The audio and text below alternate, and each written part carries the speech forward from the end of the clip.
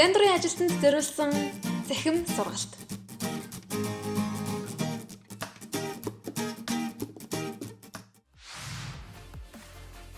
Энэхүү дугаарт та бүхэнд сайн дурын ажил хийх явцад тулгарч болцсошгүй асуудлууд болон түүнийг хэрхэн шийдвэрлэх, аюулгүй байдлаа хэрхэн хангах талаар мэдээлэл хүргэх болно.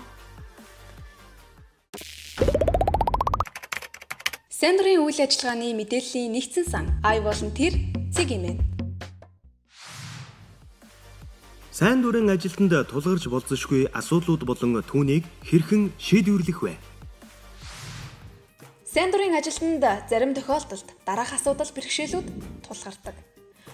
Үүний гол шалтгаан нь үйл ажиллагаа буюу хөтөлбөрийг зохион байгуулалтгүй хэрэгжүүлэх. Эсвэл төлөвлөсөн үйл ажиллагаа гинэт цуцлагдсан үед сайн дурын ажилтны урам хугарч ажиллах хүсэлгүй болдог. Дараах асуудлаас шалтгаалan сайн дурын ажилтнуудын урам хугарч ажиллах хүсэлгүй болох магадлалтай. Ажлын ачаалал тодорхой бус ажил хийлгэх сэтгэл санааны дарамтад оруулах. Сайн дурын ажилтныг хариуцсан ажилтны харилцааны асуудал. Ажил үүргийн хуваарийг шалтгаангүй солих. Сонирхол татахгүй үйл ажиллагаанд оролцуулах. Сайн дурын ажилтныг урамшуулах, идэвхжүүлэх үйл ажиллагаа дутмаг байх. Хийсэн ажлыг үнэлэхгүй байх. Хийх ажлын төлөвлөгөө, явах маршрутын талаар мэдээлэл тодорхой бус байх. Хэрэв эдгээр асуудлууд танд тулгуурвал асуудлыг шийдвэрлэхийн тулд дараах арга замаар асуудлыг шийдвэрлэж мөн сайн дурын ажилтан хариуцсан ажилтнтай холбогдож ярилцах боломжтой. Үйл ажиллагааны төлөвлөгөөтэй танилцах буюу тодорхой гаргаж өгөхийг хүсэх. Өөрийн ажил үүргийн хуваарийг хамтран наривчлан боловсруулах. Харилцаандаа итэх санаачлагтай хандах. Шинээр томилогдсон ажлыг эхлэхээс өмнө чиг баримжаа олгох. Сургалтанд хамрагдах. Мэдээлэл авах. Үйл ажиллагааны тайлангаа тогтмол танилцуулах. Аливаа дарамт зүй бус үйлдэлийн талаар мэдээллийг нуун дарагдуулахгүй байх. Хариуцсан ажилтны зүгээс ёс бус үйлдэл гаргасан тохиолдолд холбогдох дээд албан тушаалтанд мэдэгдэх.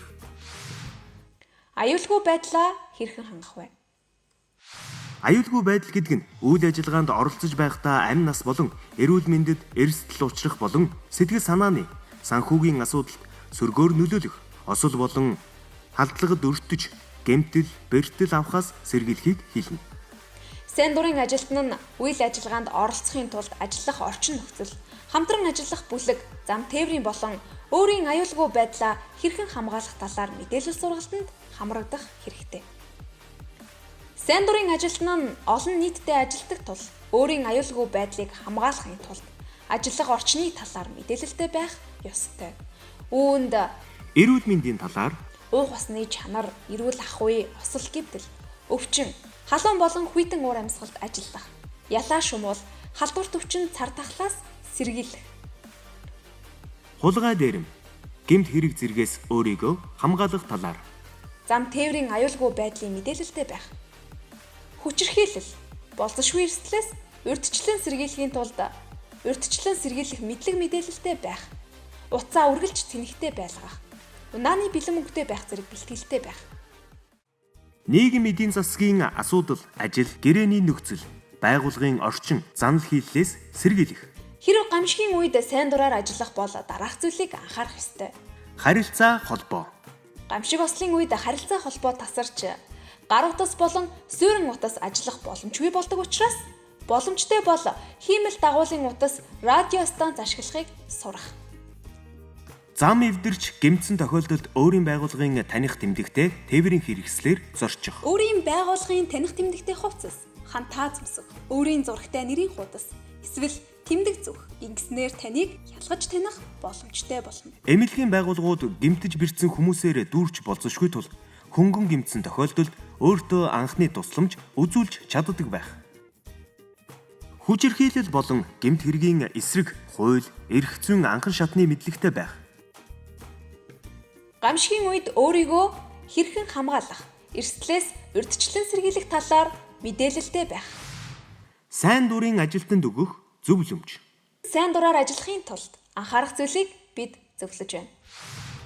Өөрийн сонирхож буй чиглэлээр ажиллахын тулд байгууллага зөв сонгох, тухайн байгууллагын үйл ажиллагаа болон холбоотой мэдээлэлтэй сайн танилцах.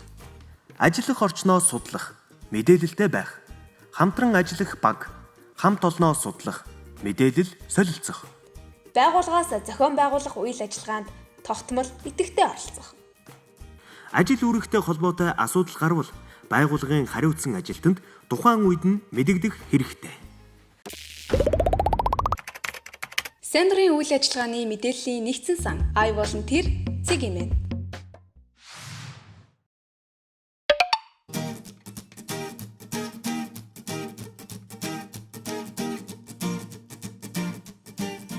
Энэхүү захин хичээл нь Европын холбоо болон Канада сангийн санхүүжилтээр хэрэгжиж буй бүгд залуусын төлөө, залуус бүгдийн төлөө төслийн хүрээнд бүтээв. Тус захин хичээлийн агуулга нь санхүүжүүлэгч байгууллагуудын байр суурийг илэрхийлээгүй болно.